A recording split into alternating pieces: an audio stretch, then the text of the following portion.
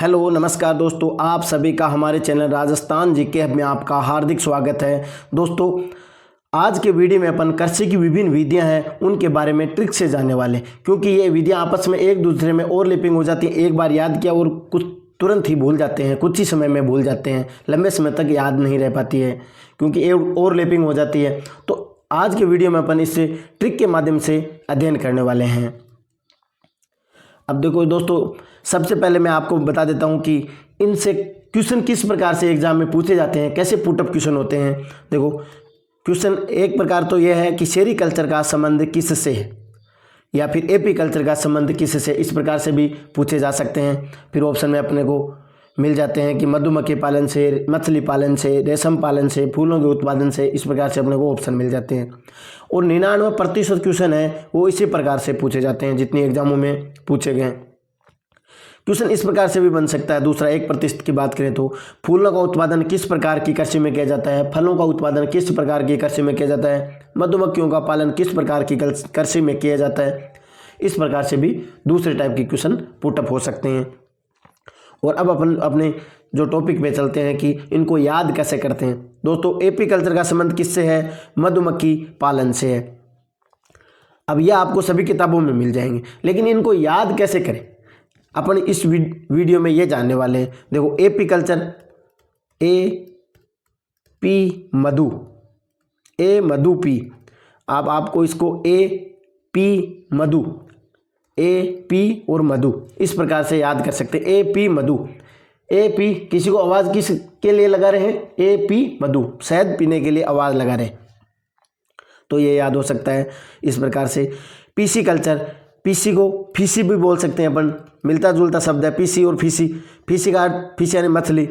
और दूसरा देखो पीसी, पीस। अब जो नॉनवेज खाने वाले हैं, मछली खाते हैं, तो वो कैसे कहते हैं? ले एक पीस और ले, तो इस प्रकार से भी अपन याद कर सकते हैं।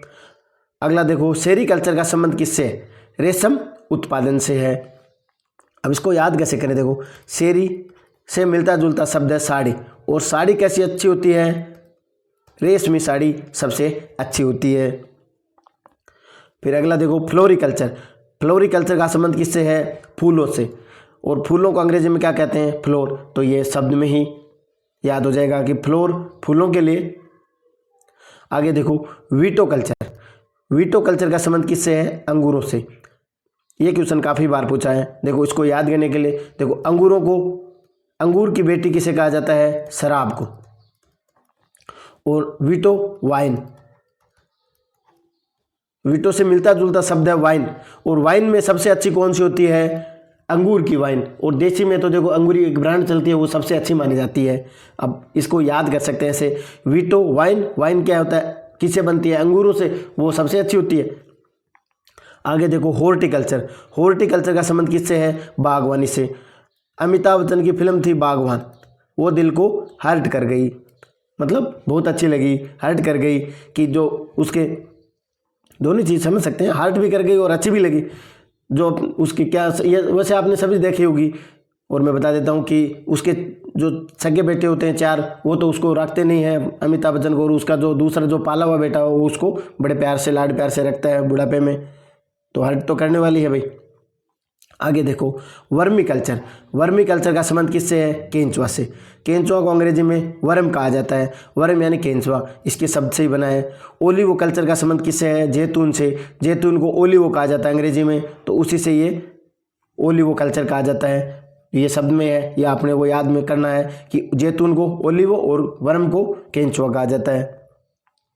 आगे देखो, पोमो कल्चर का संबंध किससे है?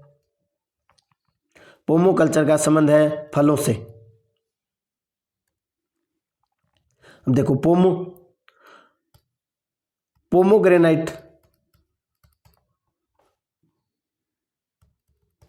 पोमोग्रेनाइट किसे कहा जाता है? अनार को।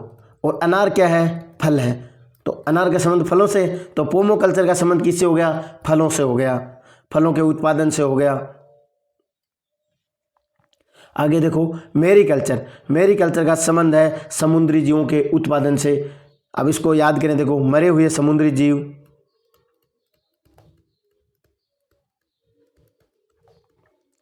मरे हुए समुद्री जीव, और इस दूसरे प्रकार से याद देखो, समुद्री जीव या फिर जीव मरे हुए या जिंदे ज़्यादा खाने की वजह से कोरोना आया था। और कोरोना ने कैसे कहा, अपनी कल्चर या मेरी कल्चर या अपनी कल्चर, मेरी या अपनी एक ही है, अपनी कल्चर कोरोना ने सिखाया।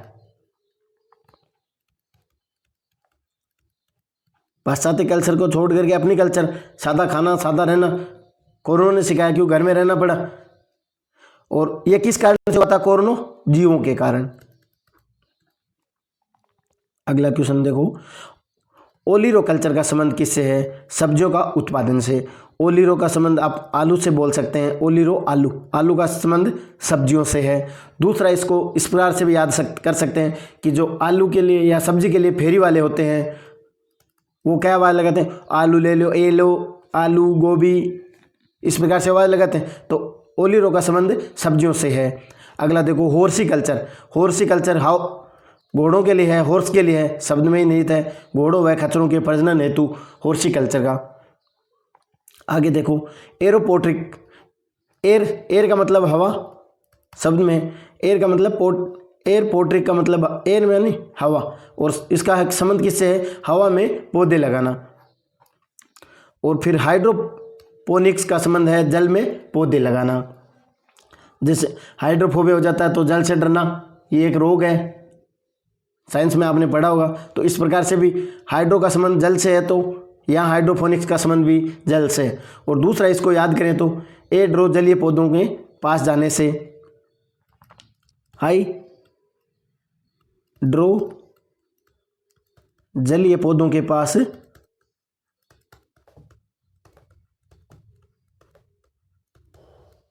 जाने से, इस प्रकार से भी इसको याद कर सकते हैं, हाइड्रो जलीय पौधों के पास जाने से, क्योंकि जलीय पौधे जल में होते हैं और पास में जाओगे तो स्लिप होकर के और जल में गिर सकते हैं। इस प्रकार से अपन याद कर सकते हैं, हाइड्रो जलीय पौधों से पास जाने से। और दूसरा, एक हाइड्रोफोबिया एक रोग है, वो भी जल से होता है, उसके बाद में जल से डर लगता है। धन्यवाद दोस्तों, वीडियो अच्छा लगा तो ज़्यादा से ज़्यादा शेयर करें तथा चैनल को सब्सक्राइब करें। धन्यवाद।